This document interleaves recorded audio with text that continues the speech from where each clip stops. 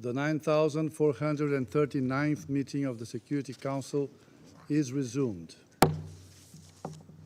The provisional agenda for this meeting is the situation in the Middle East, including the Palestinian question. The agenda is adopted. In accordance with Rule 37 of the Council's Provisional Rules of Procedure, I invite the representatives of Bahrain, Bangladesh, Belarus, Djibouti, Egypt, Eritrea, Indonesia, Israel, Jordan, Kuwait, Lebanon, Mali, Malaysia, Maldives, Mauritania, Nicaragua, Oman, Pakistan, Qatar, Saudi Arabia, the Sudan, Turkey, the Bolivarian Republic of Venezuela, Yemen, and Zimbabwe to participate in this meeting. It is so decided. I propose that the Council invite the permanent observer of the State of Palestine, of the observer State of Palestine to the United Nations to participate in the meeting in accordance with the provisional rules of procedure and the previous practice in this regard. There being no objection, it is so decided. The Security Council will now begin its consideration of item 2 of the agenda. Members of the Council have before them document S/2023/772 submitted by Bahrain, Bangladesh, Belarus, Djibouti, Egypt, Eritrea, Indonesia, Israel,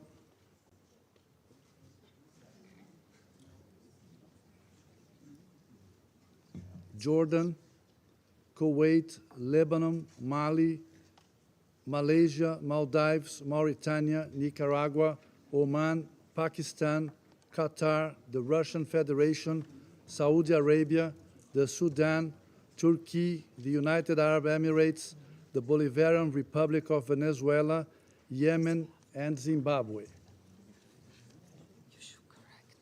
I shall correct myself. Israel is not part of that list.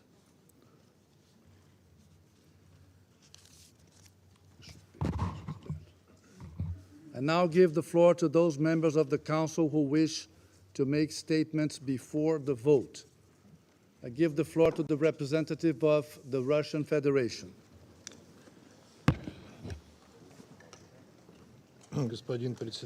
Mr. President, distinguished colleagues, Russia from the very outset called upon the Council to respond to the unprecedented exacerbation of the current crisis. Unfortunately, for 5 days, there were no shifts in that direction. We once again underscore that we condemn what took place on the 7th of October and the deaths of Israeli civilians, as well as the deaths of civilians in the Gaza Strip. Given that the number of killed and wounded is growing with every hour that passes, we cannot wait any longer, seeing how valuable time is being wasted with the repetition of the same discussions or inaction of the Council. And on the Friday, the 13th of October, we proposed that the Council consider a brief, purely humanitarian draft resolution that we proposed. Its main element was a call for an immediate, durable and fully respected humanitarian ceasefire. As you all understand, without a ceasefire, it will not be possible for there to be any humanitarian efforts. Moreover, our draft stipulates condemning all violence and all terrorist attacks, the opening up of humanitarian corridors, and the safe release of all hostages. I underscore that no fundamental, well-argumented objections from hardly any members of the Security Council regarding our proposed initiative have been received. In general, only one delegation objected, and no substantive comments followed. On Saturday, the 14th of October, we asked the Presidency to schedule a vote on our draft for the 16th of October, and we opened the document up for co-sponsorship among the UN membership. We thank those delegations that co-sponsored our document. It is telling that our draft in addition to other countries, has been co-sponsored by many members from the Arab group. It was supported by Palestine as well. This is a purely humanitarian text, and we will not understand if anybody decides not to support it, exclusively from selfish geopolitical concerns. We call upon the members of the Council to support our draft. Thank you. I thank the representative of the Russian Federation for their statement. The Council is ready to proceed to the vote on the draft resolution before it. We shall put the draft resolution to the vote now. Will those in favor of the draft resolution contained in document S/2023/772 please raise their hand?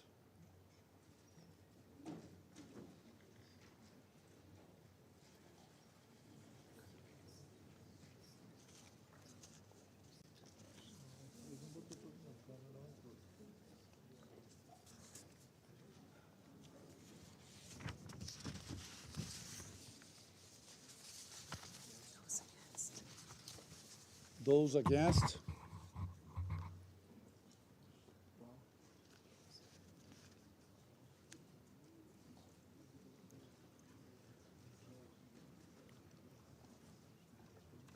Yes? Yes. Abstentions?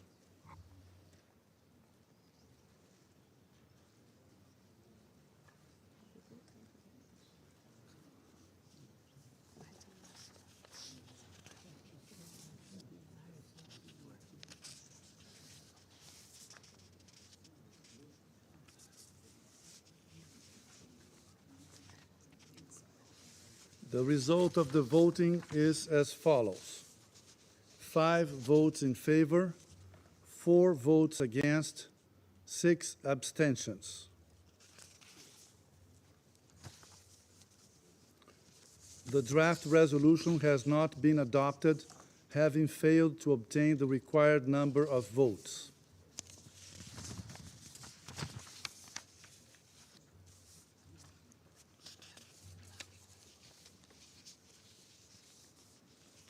I now give the floor to those members of the Council who wish to make statements after the vote.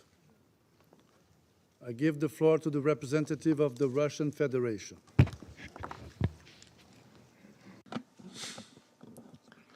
Mr. President, colleagues, we regret that the Council once again has found itself a hostage to the to the selfish intentions of the Western Bloc of countries. This is the only reason why it was not able to send a clear, strong, and collective message aimed at de-escalation. And we're talking about the most serious explosion of violence over the past decades. Today, the entire world waited with bated breath for the Security Council to take steps in order to put an end to the bloodletting. But the delegations of the Western countries have basically stomped on those expectations. We believe that today's vote in the Security Council is very demonstrative. It clearly shows who are in favor of a truce, a stop of indiscriminate bombing, and a provision of humanitarian assistance, and who is still in favor of blocking a single common message from the Security Council for purely selfish interests and political interests. Based on the results of the vote and the comments, no one should have any further illusions. We believe that independently of the outcome of the vote on our draft, it in any case fulfilled its task. It has contributed to launching a substantive discussion in the Security Council on this topic. Without our encouragement, everything would probably have been limited to empty discussions. We are extremely concerned by the unprecedented humanitarian catastrophe in Gaza and the very high risk of the conflict spreading. Thank you. I thank the representative of the Russian Federation for their statement, and I now give the floor to the representative of the United States. Thank you, Mr. President.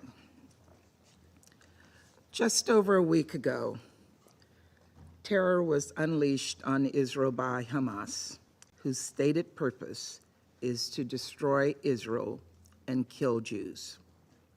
This was the worst massacre of Jewish people since the Holocaust. And I want to say that again.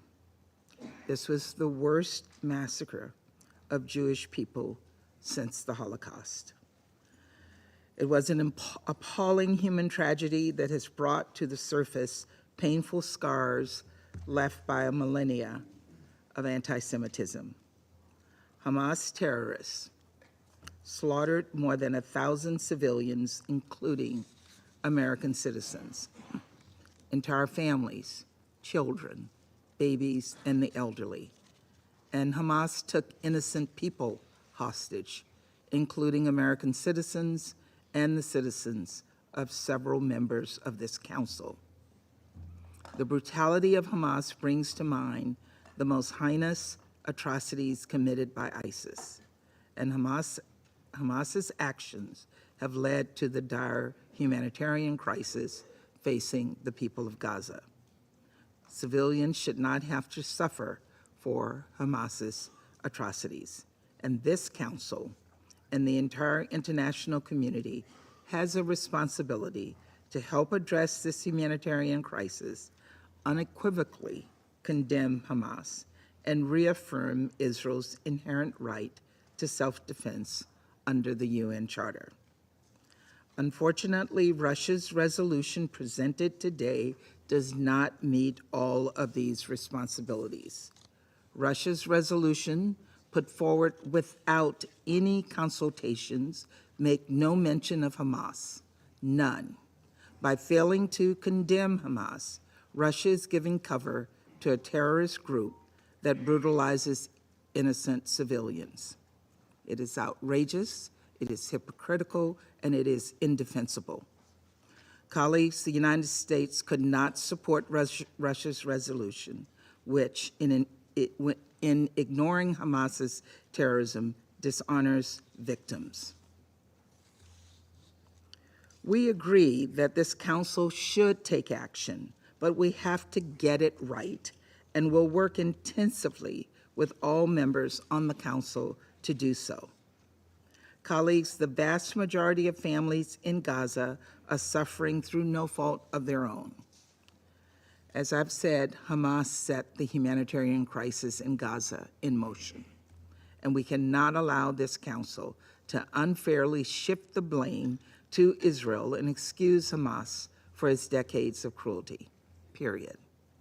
As we speak, Secretary Blinken and the White House are engaged in intensive discussions with the highest levels of the Israeli government and other countries in the region to secure the immediate and unconditional release of hostages and facilitate humanitarian access and relief.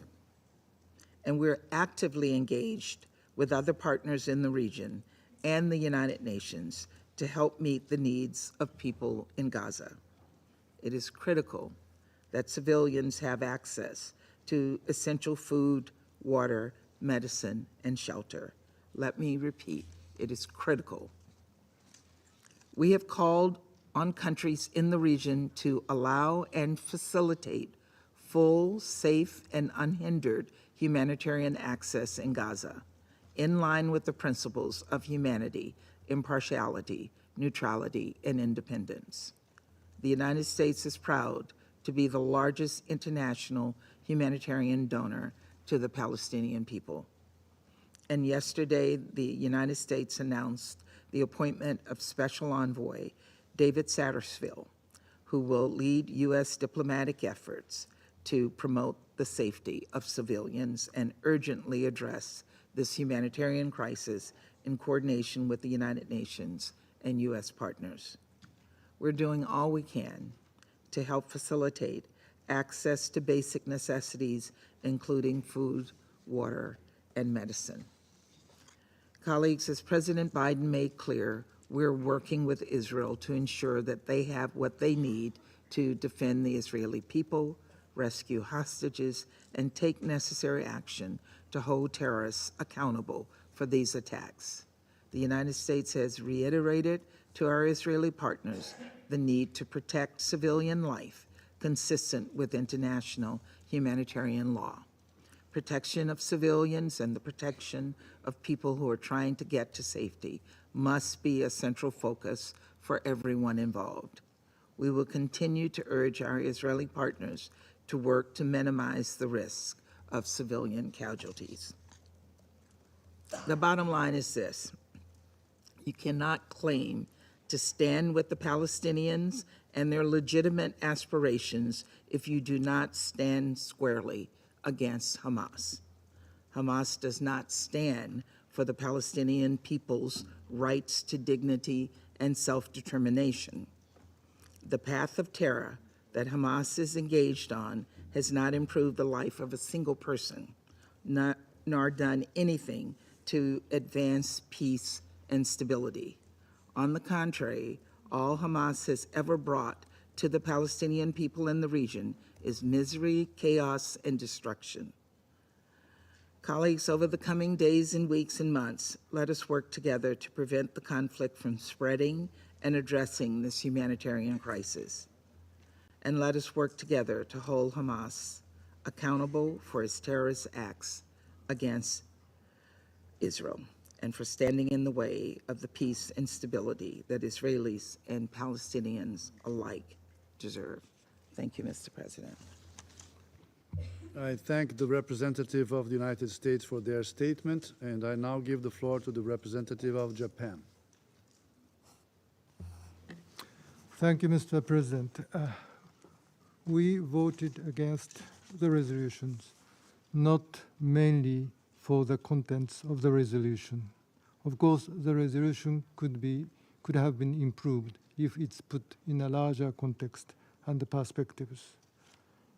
And we are second to none in carrying the humanitarian situation on the ground. We are second to none in carrying the human rights of Palestinians as well as Israelis. Our track record of cooperation in the country explains that. But we voted against because the way the resolution was handled.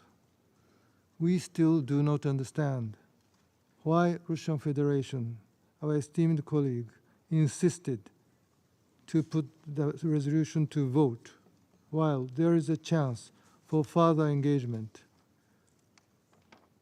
by which we could have avoided showing the disunity of the Council. And that is something we have witnessed today. And I don't think it's helpful. It's not helpful to anyone. I think we have to make clear and we have to remind that resolution itself is an end in itself. We need to have a resolution, united resolution, that could really deliver things on the ground to help the people, Palestinian people. But this was not, unfortunately, the case. So this is the reason we voted against. Thank you. I thank the representative of Japan for their statement, and I now give the floor to the representative of the United Kingdom. Thank you, President. The United Kingdom is outraged at Hamas terror attacks in Israel and supports Israel's right to self-defense in line with international law. We're also working urgently to respond to the deteriorating humanitarian situation in Gaza. We have voted no on the draft resolution put forward by the Russian delegation. We cannot support a resolution which fails to condemn Hamas terror attacks. As my Prime Minister said earlier today, Hamas actions were an existential strike at the very idea of Israel as a safe homeland for the Jewish people. It is unconscionable for this Council to ignore the largest terror attack in Israel's history. We remain clear, too, that all possible measures on the ground must be taken to ensure civilian casualties are minimised and to facilitate humanitarian aid. President, the gravity of the situation requires serious Council discussion. This draft and this process was not a serious attempt to find Council consensus. So we look forward to continuing consultations on the basis of the Presidency's proposals. I thank you. I thank the representative of the United Kingdom for their statement, and I now give the floor to the representative of Malta. Thank you, President. Malta abstained on this draft on this resolution. The text proposed by the Russian Federation left out important elements that also need to be recognized and addressed by this Council. While fully cognizant of the need for dire humanitarian relief to reach the people of Gaza without further delay, Malta notes that the text excludes crucial elements that are currently impacting the situation on the ground. We believe that these also need to be addressed. We reiterate our condemnation in the strongest possible terms of the terrorist acts perpetrated by Hamas on Israel. We understand that Israel has the right to live in peace and security. It has the right to self-defense, but always in line with humanitarian and international law and in accordance with the principles of distinction and proportionality. With complete understanding of the urgency of the issue, Malta remains determined in engaging in a constructive manner on the way forward. We stress the need for this Council to take action on the situation, which is of grave concern. Thank you. I thank the representative of Malta for their statement, and I now give the floor to the representative of Ecuador. Thank you very much, Mr. President. In this intervention, I'm going to refer to the draft resolution on which we've just voted. My delegation, Mr. President, regrets that the Russian Federation has put to a vote of the Council a draft resolution that was not the subject of a process of negotiations, and therefore, consequently, only reflects the position of the proposing state. The text was put in blue in spite of the requests of several members of the Council for an extension of the time necessary to consider it, even though there were some unresolved concerns. And the President of the Council, at the same time, was making an effort to incorporate the points of view of all the members of the Council in a common text, pursuant to a collective appeal made at our meeting this Friday. It has been stated very correctly that there are two inseparable dimensions of the tragedy that we're witnessing. However, the draft resolution of the Russian Federation does not mention,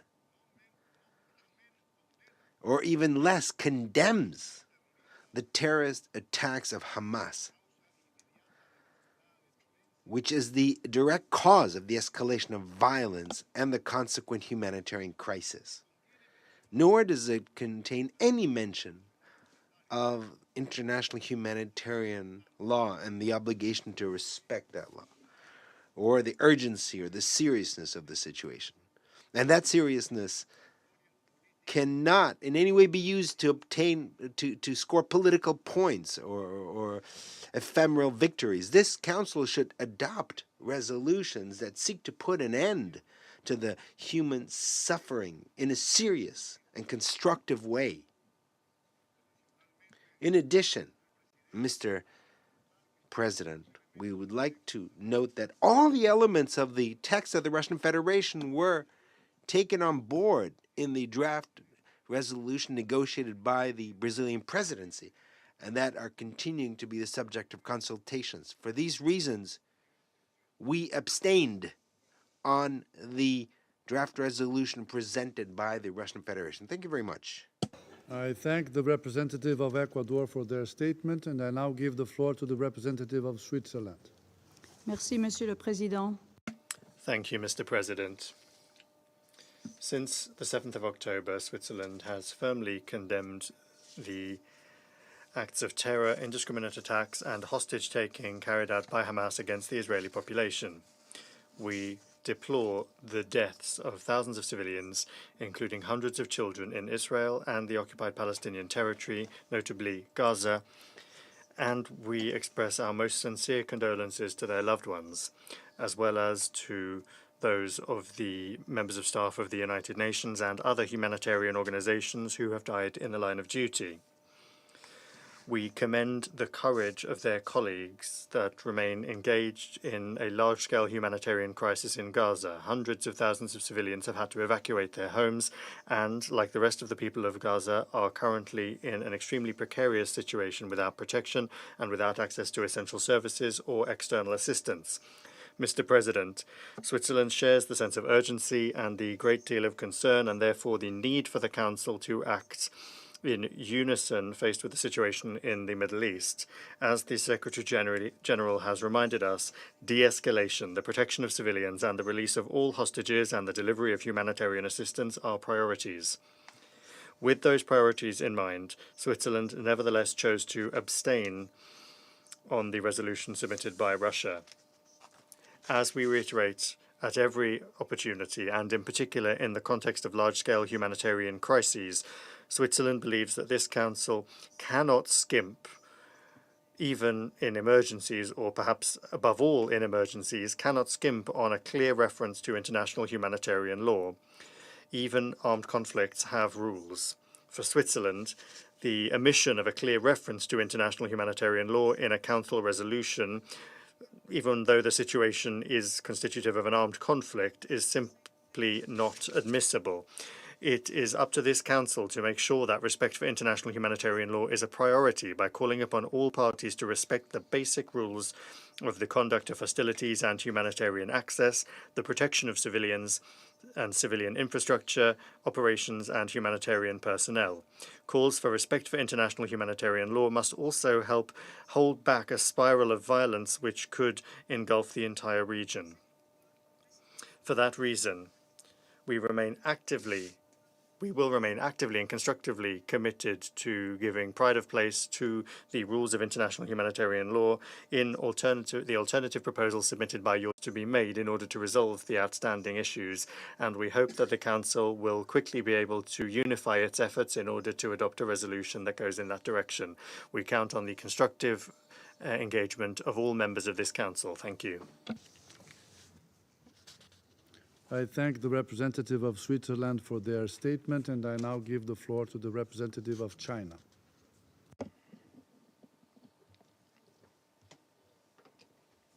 Thank you, Mr. President. Mr. President, the new round of conflict between Palestine and Israel continues to escalate, which has already caused heavy civilian casualties and a humanitarian crisis. Its spillover effect is impacting regional peace and stability. China is deeply concerned about this. We condemn all acts that harm civilians and oppose any violation of international law. We support the Security Council in playing a responsible role and support all efforts that aim to facilitate de-escalation of the conflict and restoration of peace. We welcome all initiatives conducive to protecting civilians and easing the humanitarian crisis. Based on this position, we voted for the draft resolution that was put to vote. In light of this grave situation, China calls for stopping the fighting as soon as possible, preventing it from spreading endlessly, and avoiding further deterioration of the situation. Military means are not the way out. Violence for violence will only lead to an endless vicious cycle. China calls on relevant countries to take an objective and just position, hit the brakes so that we could avoid a large-scale conflict and humanitarian disaster and avoid causing an even bigger blow to regional and international security. In light of this grave situation, China calls for observing the international humanitarian law and making all efforts to ensure the security of civilians. The protection of civilians in armed conflict is a red line under international humanitarian law. Civilians should not be the target of military operations. The indiscriminate use of force is unacceptable. The maintenance of one's own security cannot come at the cost of harming innocent civilians. The safety of UN staff and humanitarian workers must be guaranteed. China supports diplomatic and mediation efforts so that the hostages can be released at an early date. In light of this grave situation, China calls for the opening of a humanitarian relief corridor as soon as possible to avoid a more serious humanitarian disaster. We are seriously concerned about the consequences of Israel's imposition of a full siege on Gaza and its order of an emergency evacuation of the population in northern Gaza. We hope that Israel heeds the appeals of the international community and resume the water, electricity, and fuel supply to Gaza and stop the collective punishment of the people in Gaza. We support the opening of a humanitarian corridor at an early date so that food, medicine, and other humanitarian relief supplies could be delivered in a timely and smooth manner. We appreciate the efforts by Egypt and other countries concerned in this regard. At the same time, China calls on the international community to increase its input and support UN humanitarian agencies in continuing their work in Gaza. China will provide emergency humanitarian assistance to Gaza through the UN and bilateral channels. Mr. President, the Security Council has a primary responsibility to maintain international peace and security and should play its due role in resolving the current crisis. It is also the common expectation of the international community for the Council to reach consensus as soon as possible and adopt real measures. In the past few days, Council members have kept close communication on the Palestine-Israel situation. The draft resolution proposed by Russia demonstrates the overall direction of the Council's focus on humanitarian concerns and the protection of civilians, which was co-sponsored by many countries, including Arab countries such as Egypt, Saudi Arabia, Jordan, and Qatar.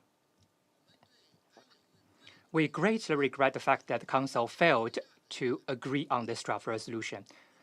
Humanitarian issues should not be politicized. The protection of civilians should be a priority for all parties. The Council, in its past dealings with complex issues, usually would start with the humanitarian component.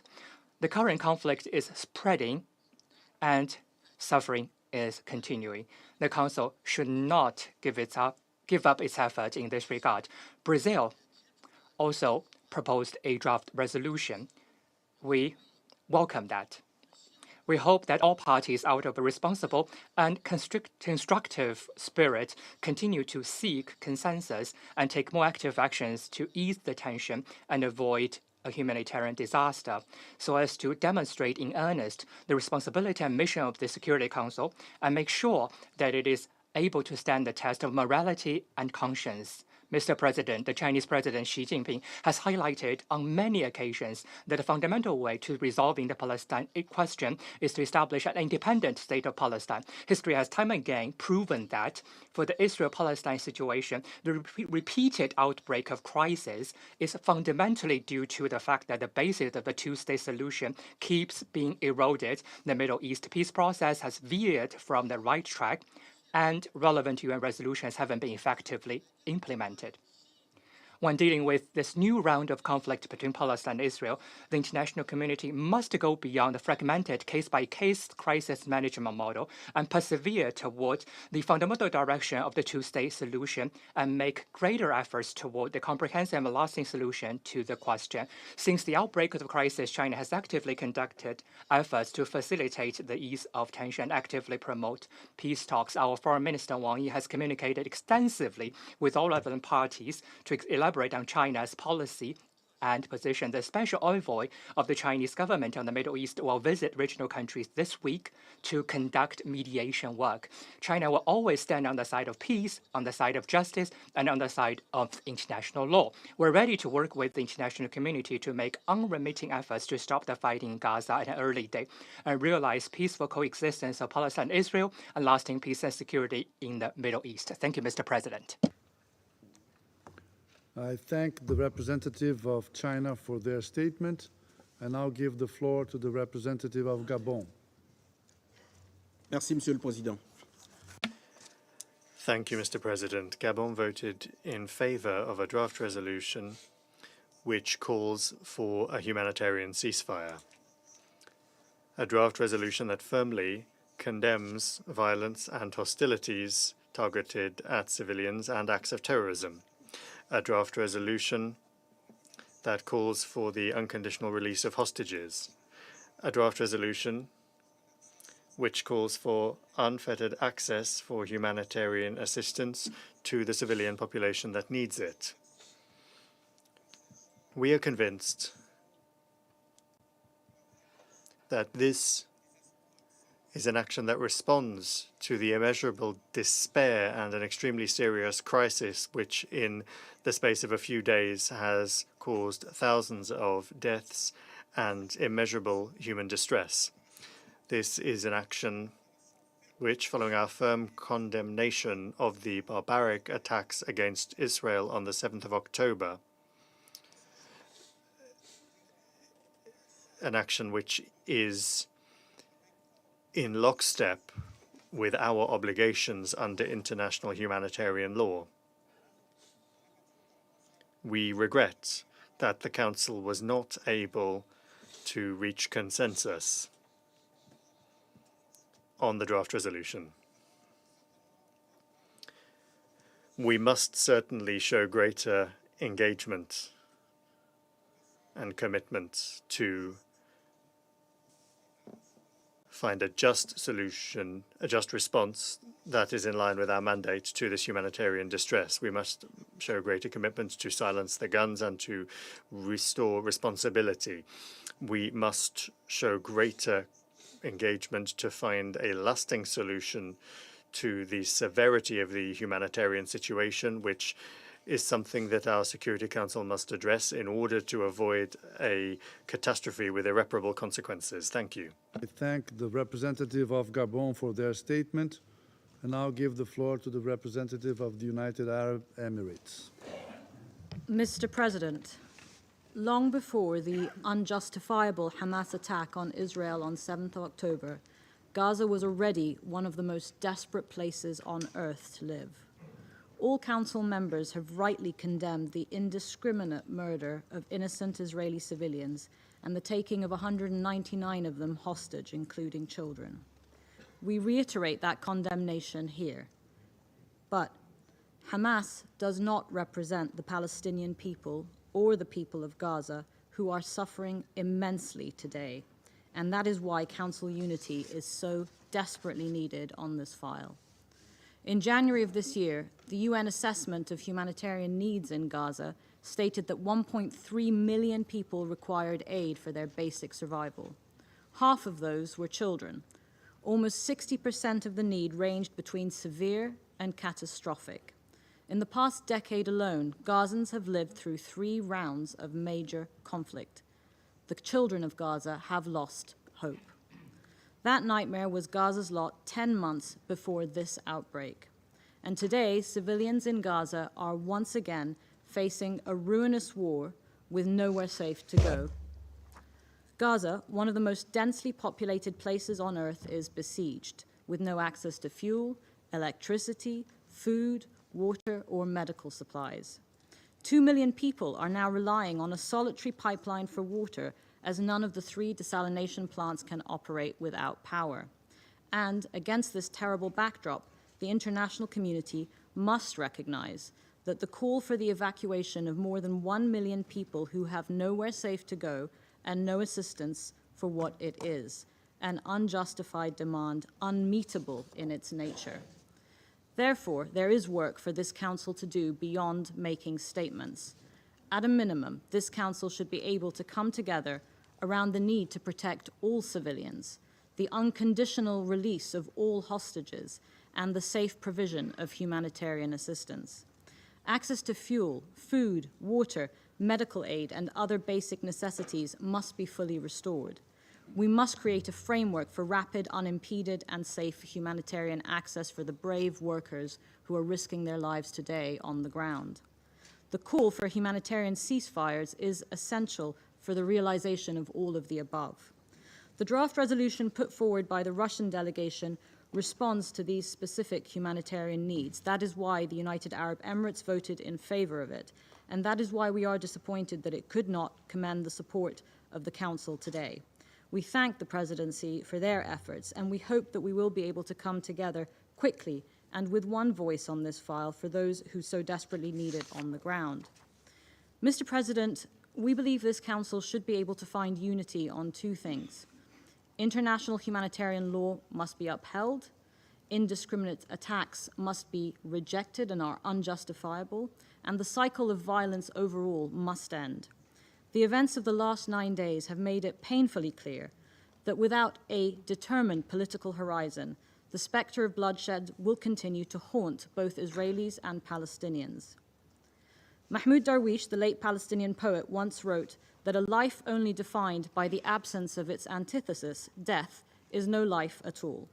Palestinians and Israelis deserve not only to live, which is the bare minimum, but to thrive side by side in their own independent, prosperous, and secure states. Thank you. I thank the representative of the United Arab Emirates for their statement, and I now give the floor to the representative of Albania. Thank you, Mr. President. 7 October 2023 will remain a dark day, not only for the Israelis and its people, but for the entire world. With its monstrous terrorist acts, Hamas has committed the irreparable. Its appalling crimes have traumatized Israelis. They have terribly and profoundly hurt an entire nation. They have defied human conscience. They are and remain unjustifiable and unacceptable. They do not represent any nation, any religion, and they do not support and cannot support any cause. Albania recognizes the severity and the urgency of the situation on the ground.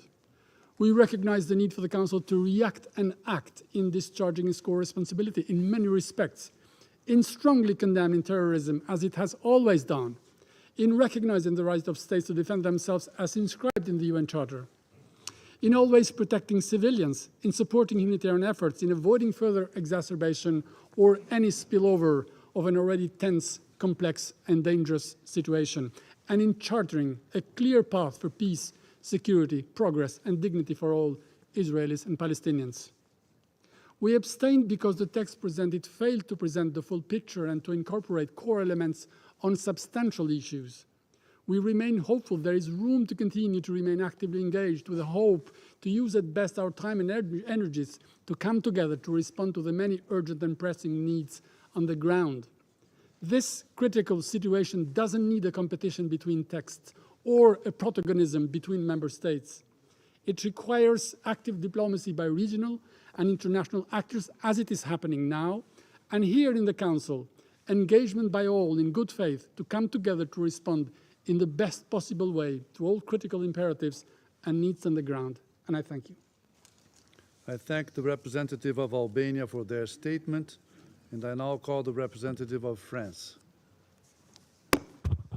Mr. President, the terrorist attack carried out on the 7th of October by Hamas is without a doubt the worst experienced by Israel since its creation. France stands in this difficult time, shoulder to shoulder with Israel. Israel's security must be protected, and Israel has the right to defend itself. Humanitarian assistance for Gaza is also essential. Protection of civilians is an imperative, and respect of the Geneva Convention is necessary for everyone. The population of Gaza is also a victim of Hamas.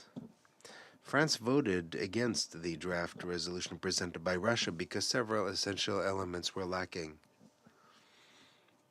France would like this council to now unite itself behind the draft proposed by the Brazilian presidency, and that we agree to condemn this terrorist attack,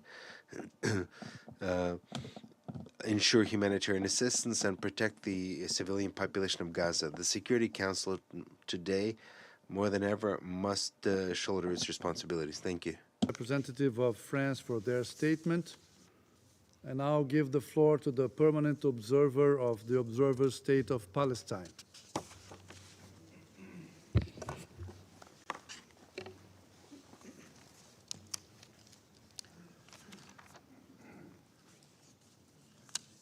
Mr. President, 10 days, for 10 days, you have been watching Israel assaulting over 2 million Palestinian people in the Gaza Strip, people being killed, injured, displaced, terrorized. Israel has not spared a single Palestinian family in Gaza. No one should forget that these are human lives, that Palestinian lives matter too, and no one should entertain the illusion that killing more Palestinians will ever make Israelis more secure. Israel has besieged the Gaza Strip for 17 years, has launched repeated aggressions against our people there. Did it make it more secure?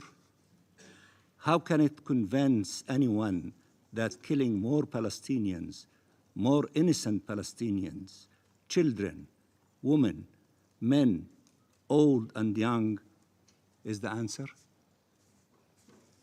I came to this council many times telling you, the Palestinian people no longer believe help is on the way.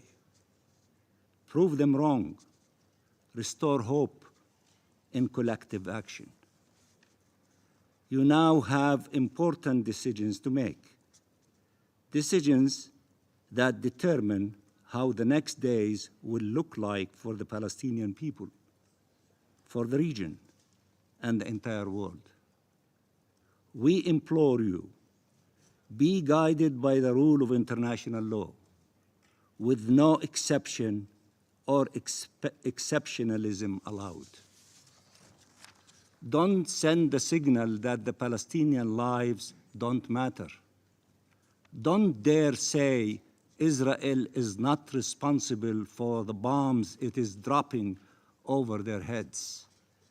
Don't justify the killings. Don't blame the victim. And I repeat, don't do that.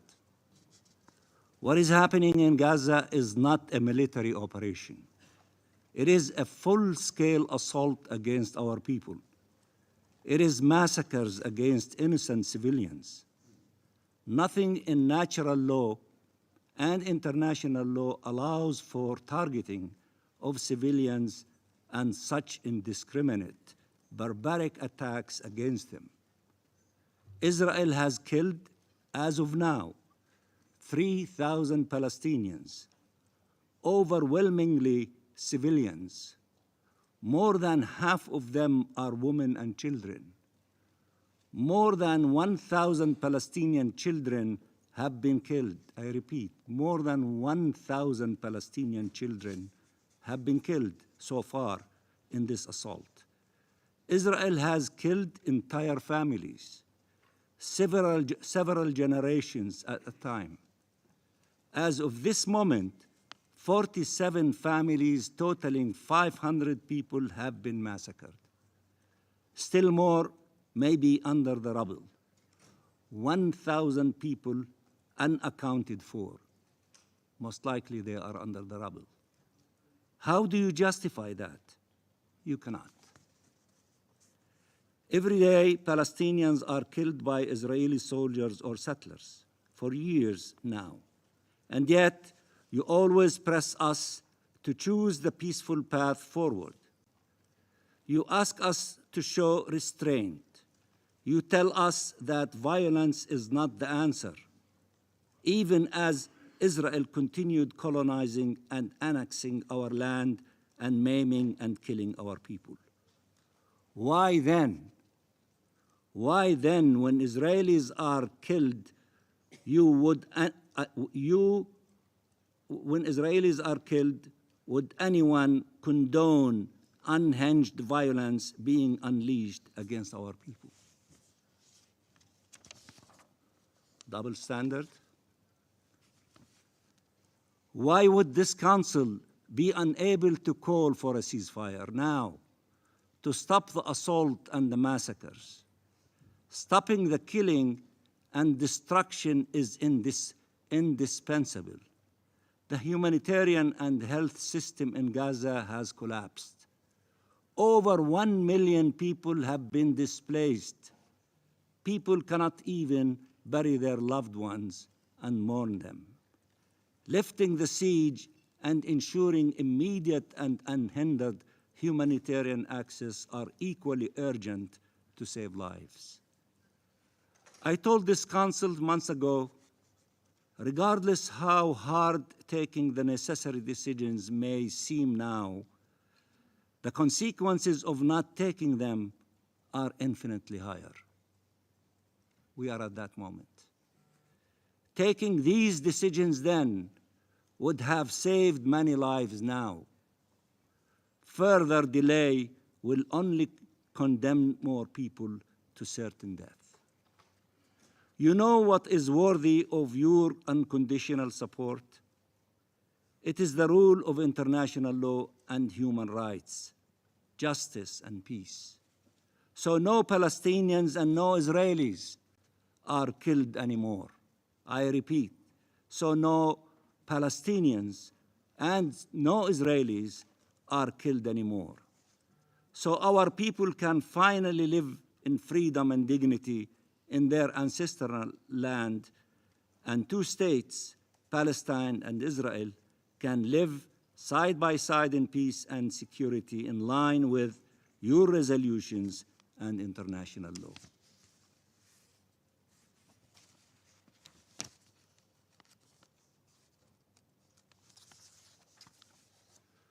We stood in the midst of the storm and stated, no civilians should be killed. International law has to be upheld. At the same time, Israeli officials were speaking of mighty vengeance. Don't you think Palestinians have much to avenge, including the 2.3 million Palestinians in the Gaza Strip whose lives are being shattered once again as we speak? This logic will destroy us all. It should not be tolerated. It is not enough to state that you disagree with it. You need to actually stop it. Israeli officials said, justifying their assault on our people in Gaza, that they were fighting human animals, quote unquote. What would have been your reaction if any Palestinian official had done the same? They said they would cut water, electricity, fuel, and food for millions of Palestinians, and did so in an inhumane and unlawful collective punishment, as bombs were destroying every remaining aspect of life in the Gaza Strip. Mr. President, 3 things must be done now. Anything else would be legally, morally, and politically unacceptable. 1, Stop the assault on our people now. 2, allow immediate and unimpeded humanitarian access throughout the Gaza Strip now. 3, stop the forced transfer of our people now. Civilians should be protected wherever they are. Israel has no right to force them to choose between forced displacement or death, or subject them to both. Nowhere is safe in Gaza. Families embrace every night, not knowing if it is for the last time. You have the staggering numbers of those that were killed. I wish you could take a look at their lives, how they pursued it with courage and creativity despite monumental hardships, a blockade and repeated assaults, only to see it taken away in an instant. Think of the pain of those who survive. Think of how the rest of their lives will look like, including the over 10,000 wounded so far, if they survive this nightmare. In the next hour, Israel will kill 12 Palestinian civilians, including 5 children. And then the next, and the next, and the next, until you decide to act. It is important to recognize the need to protect civilians and to respect international law.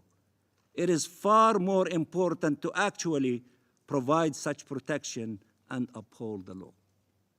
Nothing can justify the killing of civilians, said all of you repeatedly a few days ago.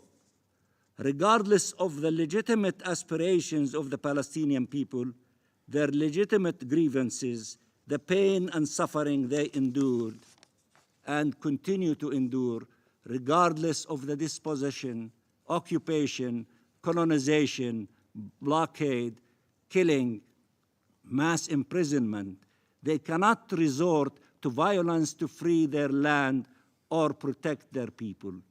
Then, by the same logic, nothing can justify the killing of Palestinian civilians. Discrimination and double standards are not only unjust, they undermine the rule of international law everywhere. Think of your credibility the day after. Think of deepening divide between the West and the Arab and Muslim world, between North and South, between communities.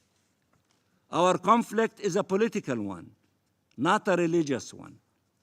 That is what makes it solvable. But it has an impact given its significance regionally and internationally in coexistence and peace across the world. If you do not want a regional spillover, an international spillover, stop the massacres. Start there. Start now. We are grateful for the efforts of all those who are mobilizing to stop the carnage, to allow humanitarian access, and to put an end to the forced transfer. We will continue working with them. Every minute counts, and the Palestinian people in Gaza have no time to lose. Sayyid al-Rais. Mr. President, in conclusion, to the Palestinian people I say, it might seem that the world has abandoned you, has abandoned your children, that you're left alone at the hands of the unjust occupation that wishes to ensure that your cause fades into obscurity. But I assure you that the free people around the world, and there are millions, the peoples of conscience are with you. They hear you. They see you. They support you. They fill the streets of the capitals of the world. They're rejecting Israeli crimes against you. They're supporting your freedom, your dignity, your just cause. Know that justice and peace are coming. There is no doubt about that. The Israeli occupation, regardless of how much it kills and destroys and oppresses, it will end. The state of Palestine, with East Jerusalem as its capital, will be established. We will not fade away. We will not waver. We will not fade away. We will not waver. We will heal our wounds. We will restore our hope. We will remain. We will survive, because right is on our side.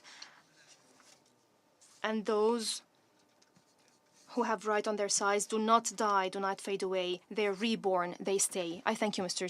President. I thank the permanent observer of the Observer State of Palestine for his statement, and I'll give the floor to the representative of Israel. Thank you, Mr. President. I will begin by saying that if Hamas does not represent the Palestinian people, as President Abbas stated just yesterday, it is puzzling that his representative is present in this meeting, let alone voicing an opinion on behalf of the people in Gaza that elected the ISIS-like Hamas murderers in Gaza 17 years ago. I hope we all here understand that should any representative of the Palestinian Authority choose to enter Gaza today or in any other day, they would probably meet the same fate that many of their colleagues met in 2007, being thrown off 15-story buildings by Hamas. Distinguished Council members, the Security Council is facing one of the most pivotal moments in its history. This is a turning point for the Council, a moment of truth which will tell humanity whether this Council's very existence holds legitimacy, whether the UN retains a semblance of a moral compass. This institution was founded upon the ashes of the Holocaust, the genocide of the Jewish people. And just over a week ago, we witnessed yet another attempt at Jewish genocide, the Nazi Hamas massacre of babies, mothers, fathers, and the elderly. Every council member should understand that Hamas is driven by an ideology no different than the Nazis. In their original charter, they make this message very clear, and I quote, "Israel will exist and will continue to exist until Islam will obliterate it, just as it obliterated others before it." Article 7 says, "The day of judgment will not come about until Muslims fight Jews and kill them." Read it for yourself. It is Hitler's Mein Kampf on steroids. Hamas's very name, which stands for Harakat el-Mukawama el-Islamiyya, means the Islamic Resistance Movement. This is not a political organization. This is a terror organization no different than ISIS or Al-Qaeda. Hamas doesn't seek to liberate. We withdrew from Gaza 18 years ago. Hamas seeks to exterminate. This is their purpose and stated goal. And after the horrors that we suffered over a week ago, we must all understand that these are not empty threats. This is an action plan. And if Hamas has the opportunity to commit these atrocities again, they will. Hamas will not stop until Israel is obliterated. This is why, dear colleagues, for the safety of our people and the security of our future, Israel must obliterate Hamas first. We must do so, not for revenge, not for retaliation. We must do so for self-preservation. Such atrocities can never be committed again. And the only way to ensure this is by eliminating this barbaric terror group's capabilities. Over 1,400 Israelis were butchered. Thousands were injured.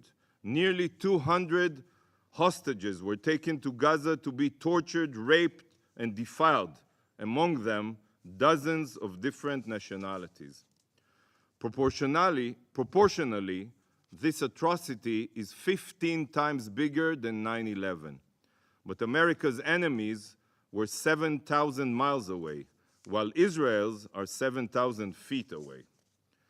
Mr. President, for the past 16 years, the international community and the UN have been complacent to Hamas's terrorist buildup.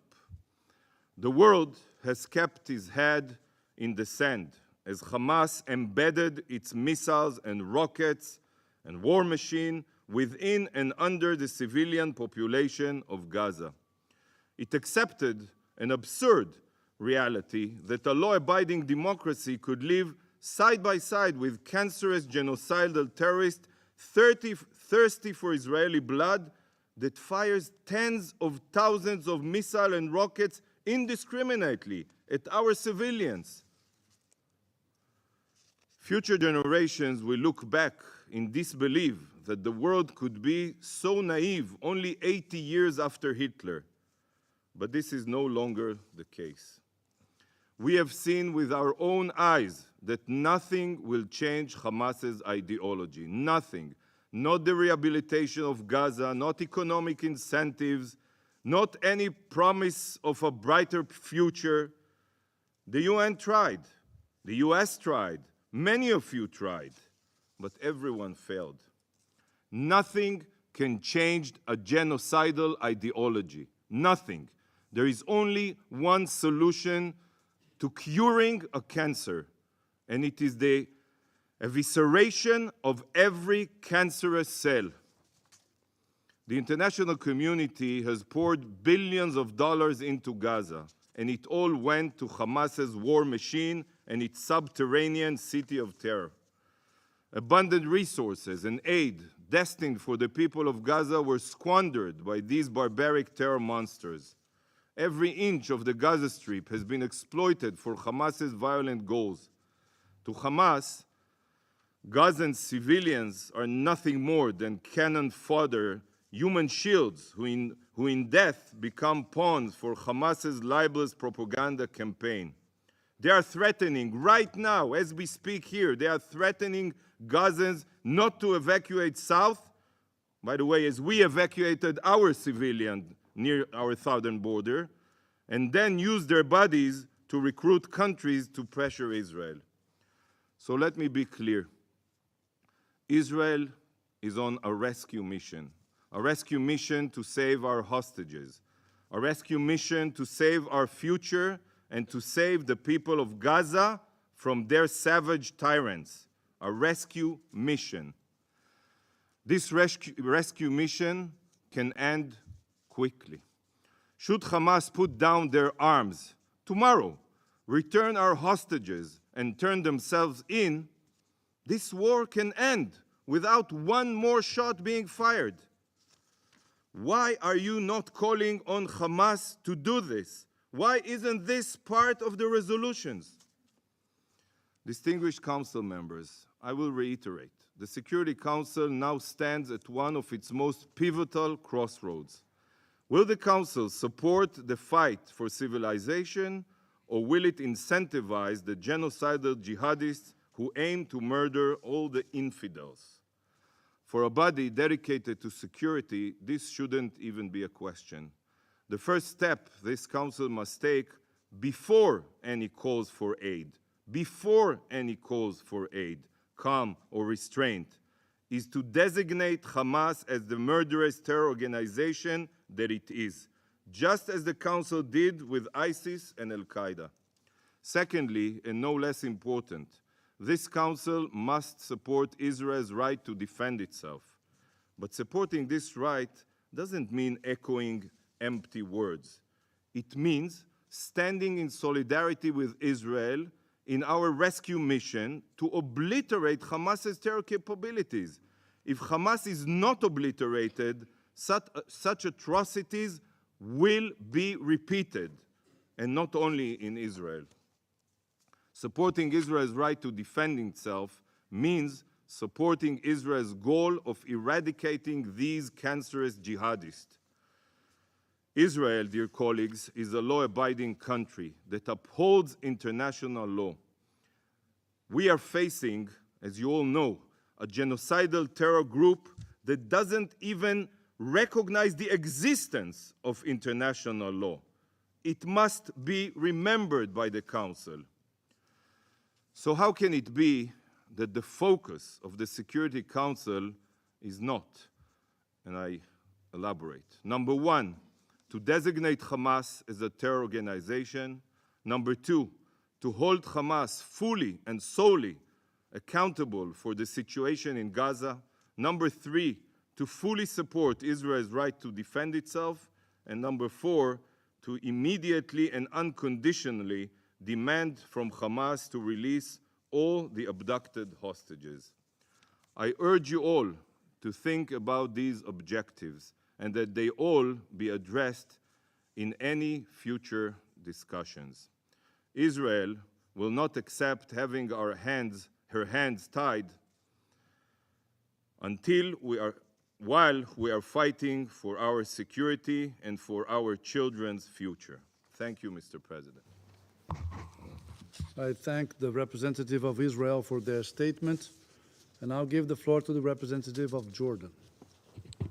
Mr. President, at the outset, I congratulate you on Brazil's assumption of the presidency of the Security Council for this month, and we wish you every success. I am honored to make this statement on behalf of the Arab Group. Mr. President, the Security Council today is meeting as the Israeli brutal war continues against the Gaza Strip, bringing death and destruction and threatening the explosion of wider cycles of violence in the entire region. The Arab region here stresses the need to work to immediately stop this war and to prevent its expansion so that we can end the exacerbation of the humanitarian catastrophe in the Gaza Strip. The group stresses that the failure by the international community to end this war is a failure in the application of international law and in the protection of common humanitarian values and the protection of innocent civilians that face the hell of war.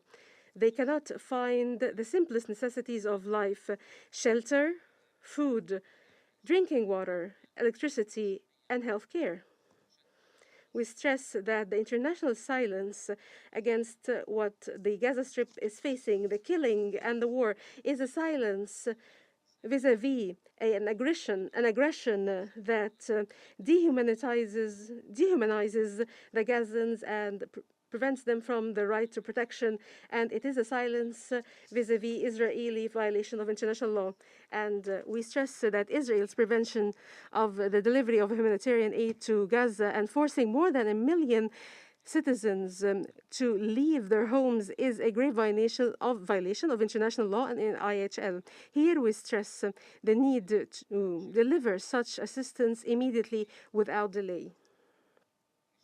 Here we commend the unprecedented effort and role of UNRWA in assisting civilians in the Gaza Strip. We stress the need for the international community to provide UNRWA with immediate support in light of the lack of funding for UNRWA so that it would be able to implement its mandate and its obligation according to the UN mandate. Mr. President, the Arab Group stresses that any attempt for forced displacement of our brothers and sisters, the Palestinians, from their homeland or to threaten such displacement to Egypt and other neighboring countries is a rejected and condemned crime, and it is a grave violation of the Fourth Geneva Convention of 1949.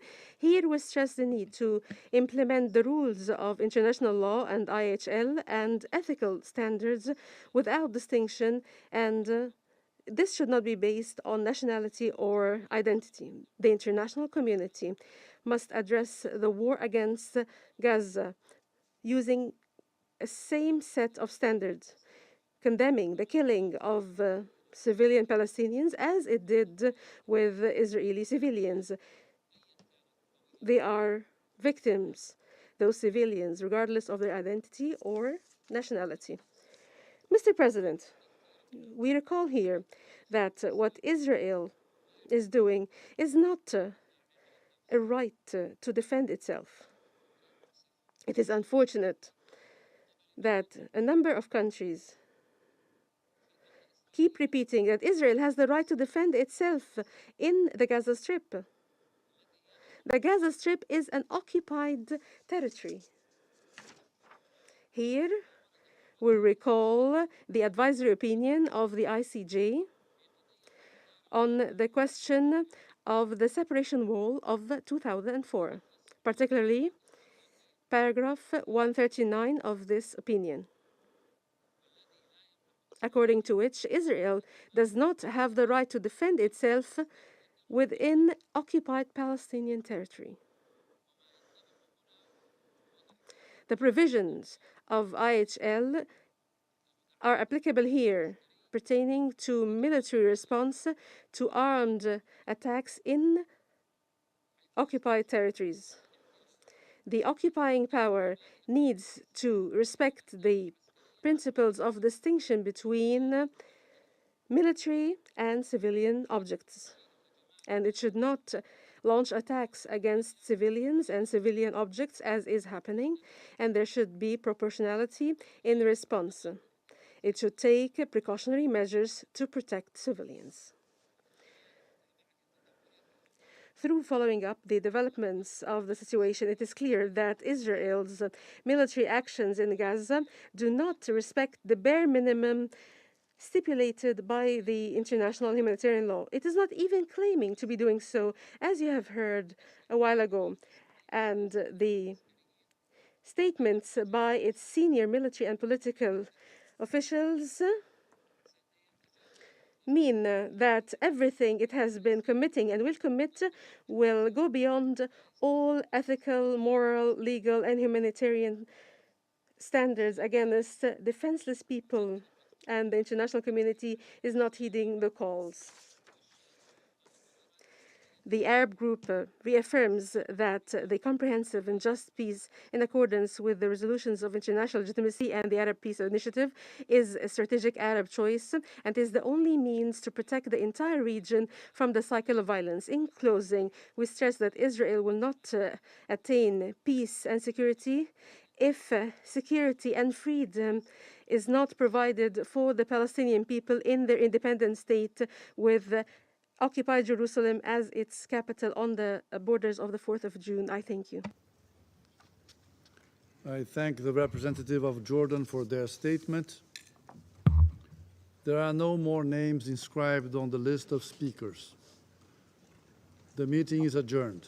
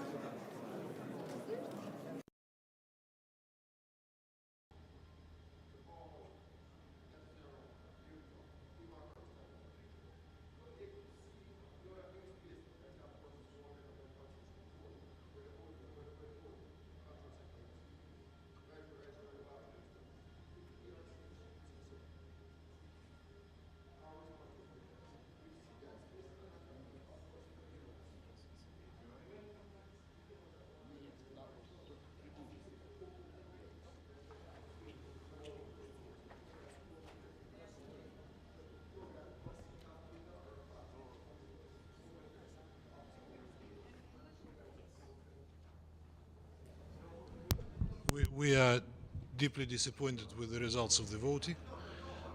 They will be telling us that that happened because Russians didn't consult the Council. That is not true. We gave nearly 4 days for comments. No comments were received, except for one delegation that broke the silence on the resolution.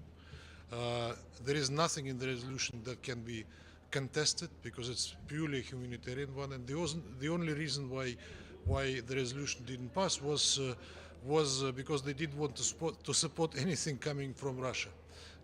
And we know that they spoke behind the doors that they cannot afford it.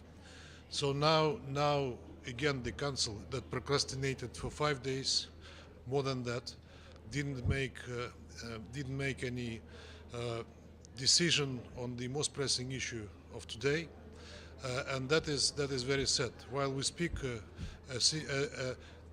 one child is being killed in Gaza every 15 minutes. I just read on the CNN news reel that a Palestinian family heeded to the calls to leave Gaza to the south, and they were killed by the Israeli airstrike. This is so-called safe passage.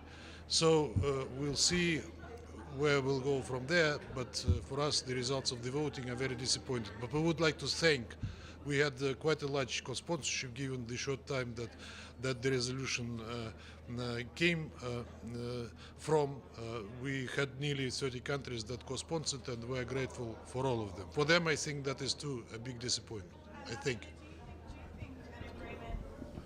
Do you think an agreement could be reached on the Brazilian draft now? Does Russia have any issues at the moment with the Brazilian draft? I wish it could, but I have my doubts about it. And not because of Russia, but because other countries have their own priorities, and the priorities of those other countries are to water down the draft as much as they can. Does Russia have any particular issues Russia with the draft? has amendments that we presented to make the draft more balanced, because now it looks unbalanced. And Draft mentioning Hamas? no, but we need to balance it with other amendments. What? Okay. We already presented them. They're available in writing.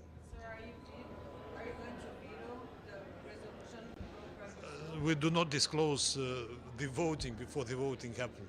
I'm sorry to keep you guessing. Thank you very much.